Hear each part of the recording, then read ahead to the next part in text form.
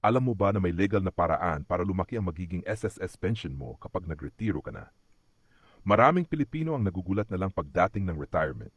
Maliit ang pension, kulang sa pambiling gamot, kulang sa pang-araw-araw na gastos. Pero ang totoo, may magagawa ka pa habang maaga. Sa ilalim ng Republic Act 11199 o ang Social Security Act of 2018, malinaw na sinasabi na ang magiging halaga ng pension mo ay nakadepende sa tatlong bagay. Una, ang monthly salary credit mo. Ito ang basehan kung magkano ang hulog mo bawat buwan. Ikalawa, ang kabuuang bilang ng hulog mo sa buong panahon ng pagiging miyembro mo sa SSS. At ikatlo na pinakaimportante sa lahat, ang huling 5 taon ng hulog mo bago ka magretiro. Ito ang sikreto na hindi alam ng karamihan. Kaya ang ginagawa ng iba na may kaalaman, pagdating ng edad na 55, nagiging voluntary member sila. Ibig sabihin, kahit wala ka ng employer, ikaw na mismo ang magbayad ng hulog mo. At may control ka kung magkano ang ihulog mo, basta pasok sa patakaran ng SSS. At dito pumapasok ang tamang estratehiya. Hindi mo pwedeng biglayin ang taas ng hulog mo. Bawal ang sobrang laki agad. Bawal ang daya.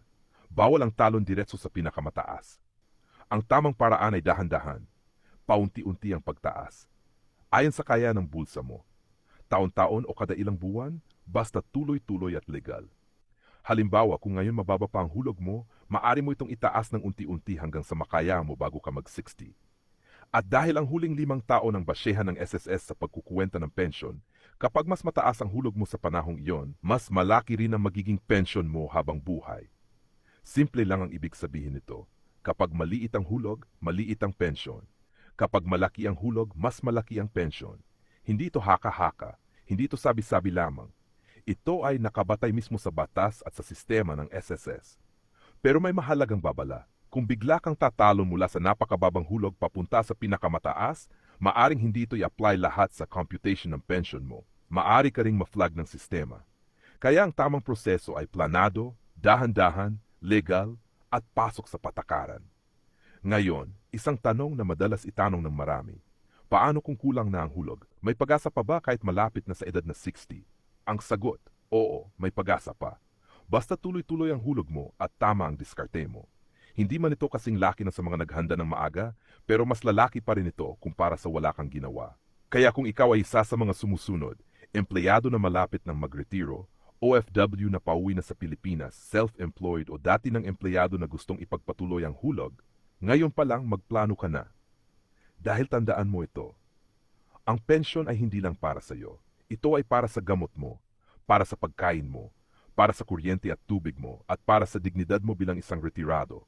At ito ang masakit pero totoong katotohanan. Maraming senior citizen ngayon ang hirap na hirap dahil huli na sila nagising. Wala nang habol, wala nang lakas, wala nang pagkakataon. Pero ikaw, dahil pinapakinggan mo ito ngayon, may pagkakataon ka pang baguhin ang magiging bukas mo.